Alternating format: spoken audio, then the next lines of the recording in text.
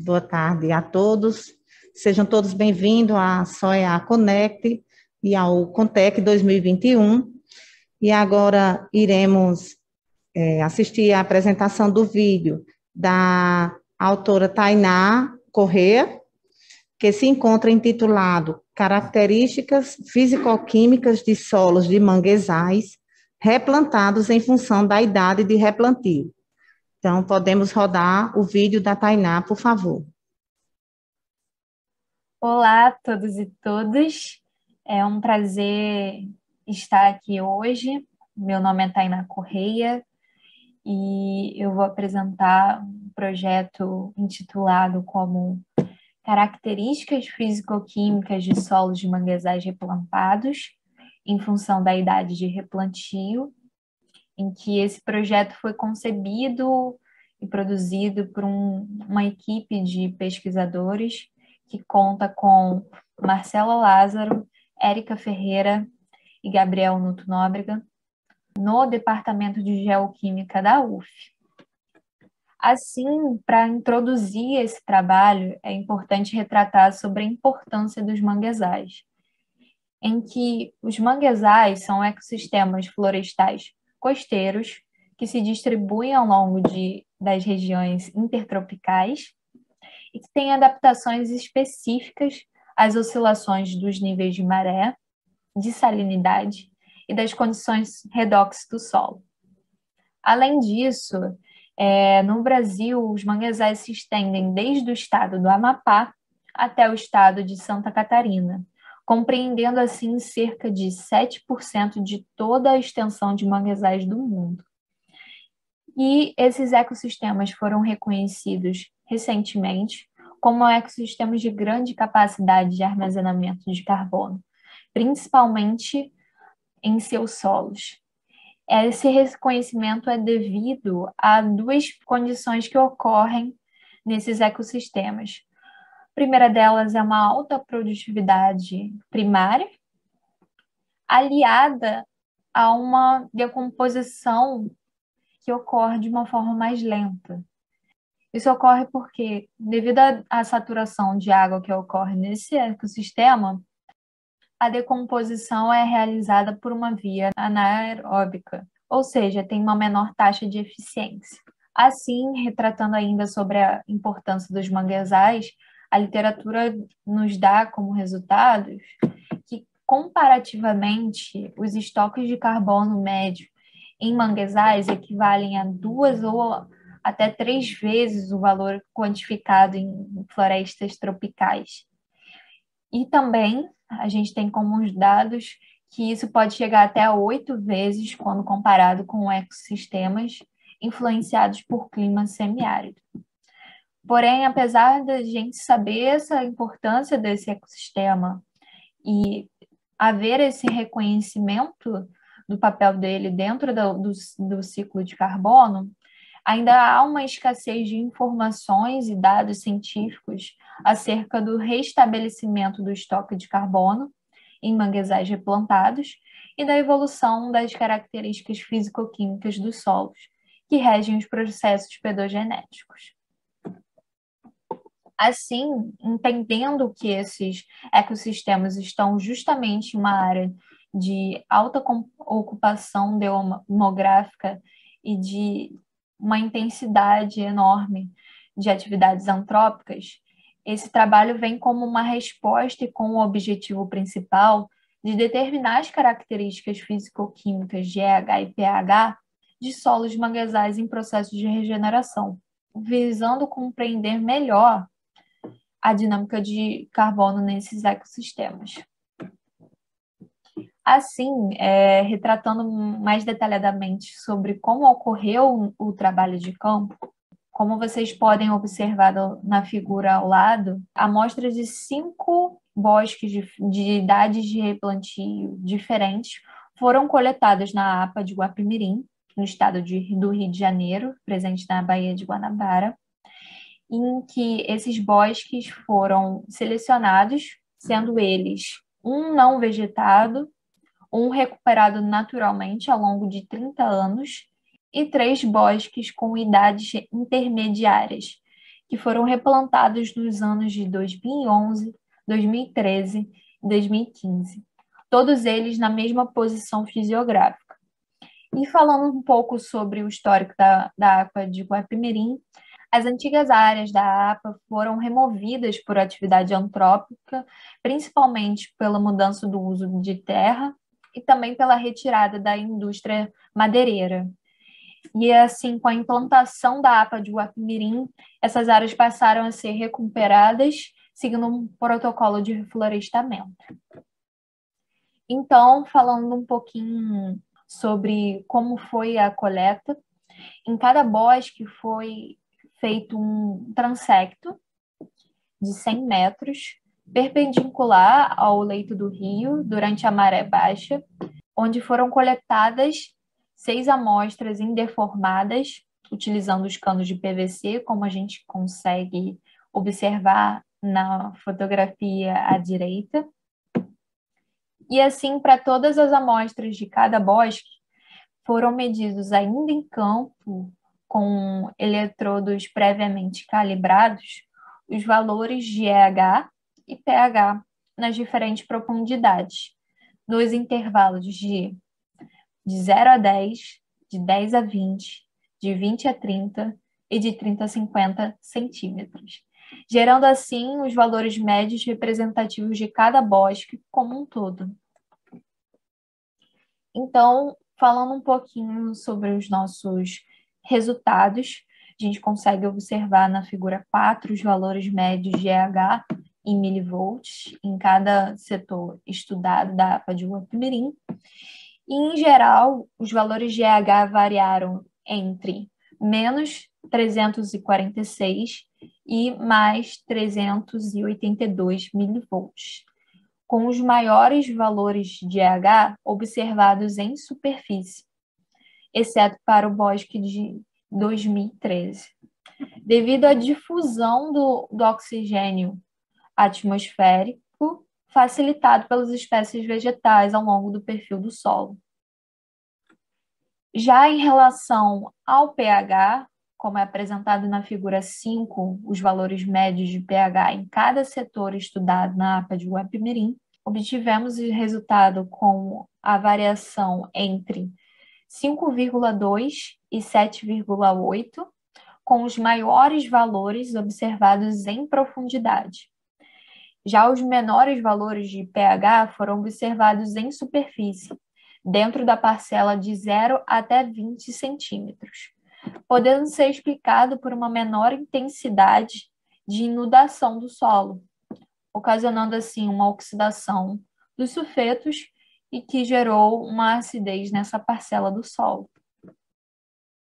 Então, falando um pouco sobre as médias de valores de EH e pH e comparando entre os diferentes bosques, a gente traz nesse slide fotos do trabalho de campo.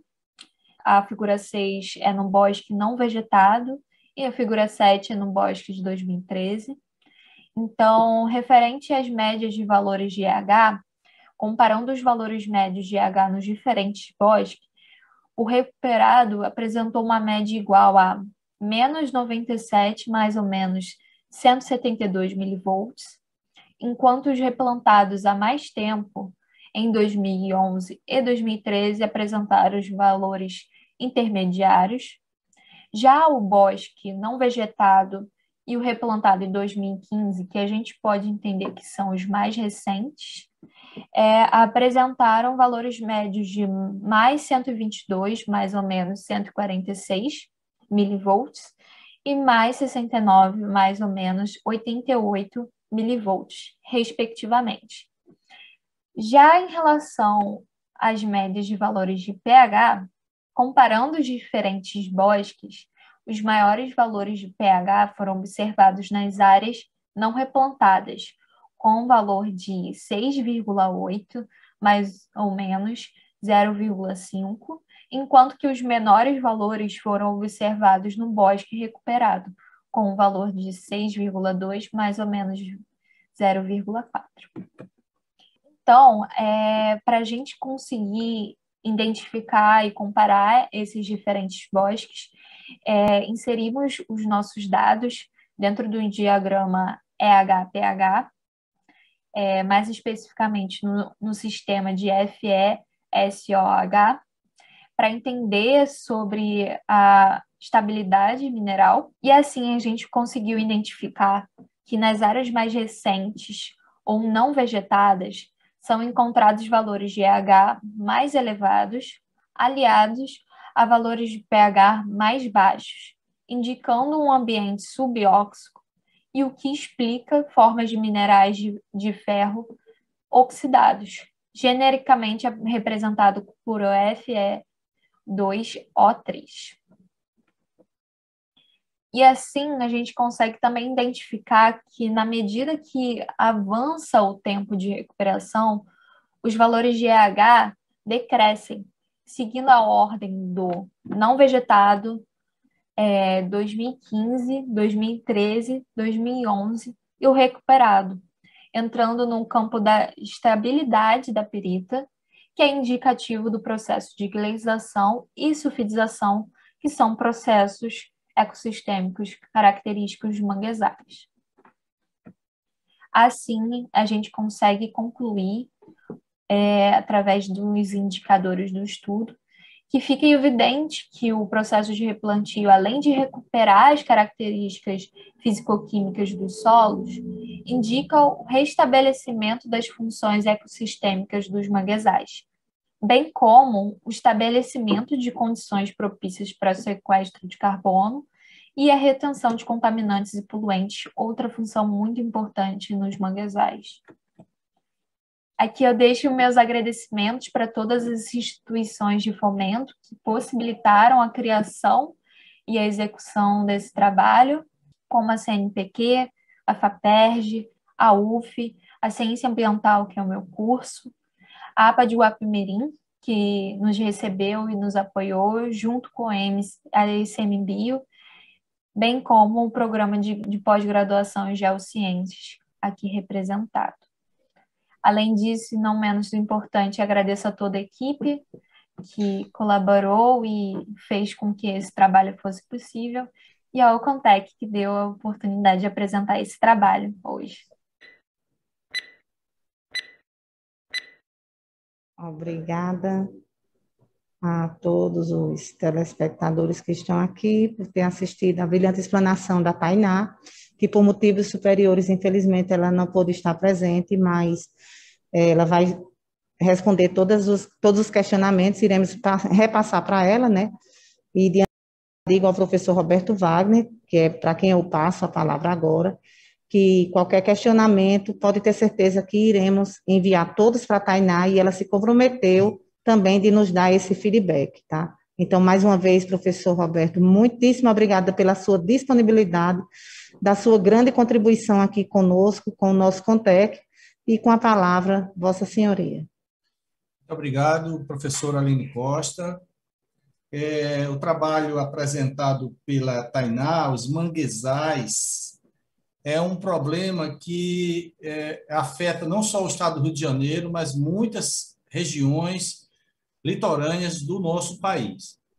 E desde o Pará até passando pela região Nordeste inteira, como ela falou bem, vai até Santa Catarina, os mangues no Brasil. Uhum. E, infelizmente, o grande problema dos nossos mangues não é só o desmatamento, é principalmente a poluição gerada pelos seres humanos.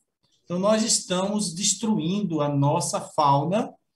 Quem vive da pesca e da colheita de camarões e, sobretudo, caranguejo, está sofrendo um declínio substancial nessa colheita, nessa safra desses animais. Então, é preciso que seja resgatado esses mangues urgentemente. Então, o trabalho dela é muito importante, porque está falando na questão da revegetação dos mangues nos manguezais da região do estado do Rio de Janeiro, em Guapimirim. Salvo engano, é Guapimirim. Muito bem, então a pergunta que eu vou deixar registrado para as perguntas, para a Tainá Corrêa, que fez uma boa apresentação, é a seguinte. Ela diz o seguinte: com a revegetação dos manguezais, é possível que haja a regeneração natural e, com isso, a função dos mangues seja restabelecida, que é evitar, trabalhar a questão dos contaminantes. Só que nós, seres humanos, infelizmente, estamos produzindo cada vez mais e de pior qualidade poluentes. Então, a gente espera que, com o resgate dos mangues, a gente espera o retorno daquela fauna que havia no passado. Mas a minha pergunta vai nesse sentido. Tainá, a fauna aquática que havia nesses mangues se readaptará com a adequação, com o repovoamento dos mangues que está sendo feita? Essa é a primeira pergunta. Eu quero saber se a fauna, de alguma maneira, estamos falando de fauna não somente que já vive no solo, mas também a fauna, as aves naturais da região do Rio de Janeiro. Porque no passado havia muita madeira, havia muita vegetação de mangue e, infelizmente, está sendo debelado. Eu espero que esse trabalho muito importante de regeneração do mangue continue. E a outra pergunta, Aline, eu espero que ela responda de uma forma bem interessante. O que aconteceria com essas regiões em todo o Brasil se não houvesse os mangues? Nós temos aqui na cidade de João Pessoa, estado da Paraíba, capital do nosso estado, nós temos a região do Varadouro, aquela região que é a cidade antiga de João Pessoa, que está completamente destruída pelas poluições provocadas pelos seres humanos. E o poder municipal tenta fazer uma revitalização da área dos mangues e, por incrível que pareça, está enfrentando sérias dificuldades por conta da resistência das pessoas que moram naquela área. Então, o que fazer numa região que os próprios moradores já não estão colhendo mais nada, já não estão colhendo mais caranguejo, já não estão colhendo mais camarão, já não estão pescando mais peixes, mas que resistem a sair daquelas regiões para uma revitalização dos manguezais? Essa é uma pergunta que eu faria a ela, para que ela pudesse dizer o que faria se os manguezais fossem destruídos. Parabéns pelo trabalho, Tainá, parabéns, e eu fico por aqui, professora Aline. Muito obrigado. Muitíssimo obrigada, professor Roberto Wagner. Muito pertinentes suas perguntas e, com certeza, a Tainá irá responder. E até agora não chegou nenhuma pergunta aqui da plateia, não, mas, com certeza, ela, se chegar, ela irá responder, certo?